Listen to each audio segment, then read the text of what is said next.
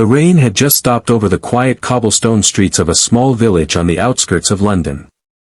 The annual Village Talent Festival was about to begin, a humble stage set inside the centuries-old community hall, where red brick walls echoed laughter and chatter every September. Locals looked forward to this day, not for fame or fortune, but for the joy of seeing dreams take shape, even if only for a fleeting evening. Among the crowd sat a boy, no older than 15, thin and quiet, with second-hand shoes that were worn at the heels. His name was Miguel, a Filipino teenager who had come to London with his widowed mother. They worked tirelessly, his mother cleaning homes, and Miguel delivering newspapers after school. Music had always been his secret escape. But no one in the village knew the boy could sing. That night, when the host called his name, Miguel's heart pounded as he stepped onto the stage. His clothes were simple, his hands trembling as they clutched the microphone. The judges glanced at each other, one raised an eyebrow, another whispered, "He looks so nervous." A murmur rose from the crowd, many didn't expect much. But when the opening chords of Hotel California played, Miguel closed his eyes and let his soul pour out. His voice was raw yet beautiful, soaring, aching, filled with a maturity far beyond his years. The hall fell silent. Every note carried the weight of his struggles, every lyric touched with the longing of a boy who had seen hardship yet still dreamed. The first judge leaned forward, eyes misting. The second judge pressed her hand over her heart. By the time Miguel reached the chorus, people in the audience had tears streaming down their faces. It wasn't just a performance, it was his story woven into the song, of leaving behind a homeland, of loss, of resilience, and of hope. Then came the moment no one expected. As Miguel held the last note, trembling but steady, one of the judges, an older man known for being strict, suddenly stood up.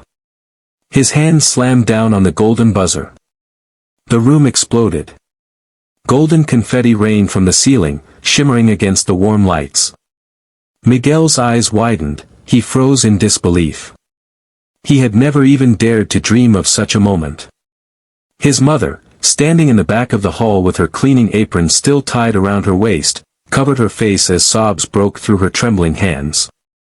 She had always told Miguel, "Anik, your voice is a gift. Don't hide it."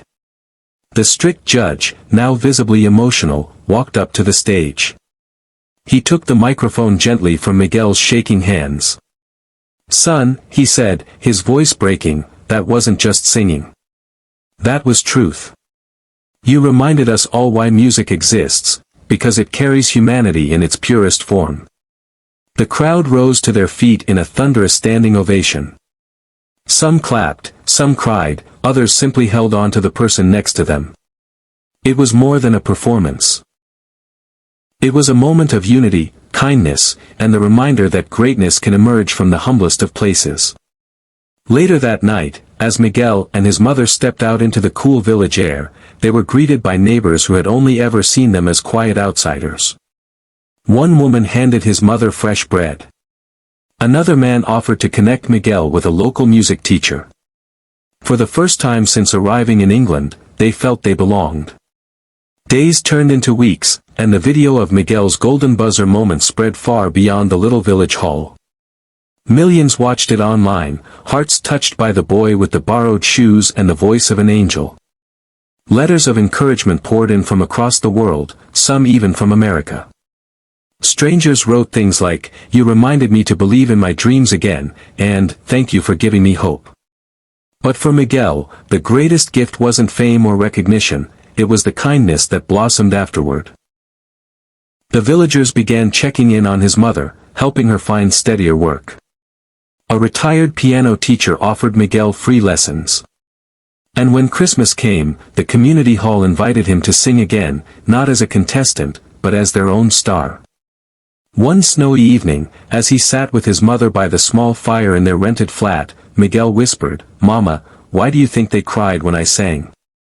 His mother smiled, brushing his hair back gently. "Because, Anik, you didn't just sing words. You sang your heart.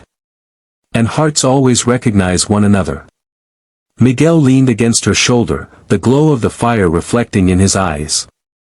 He finally understood, music had given him more than applause, it had built a bridge of compassion between strangers. And in that little London village, a poor Filipino boy had turned his pain into something timeless.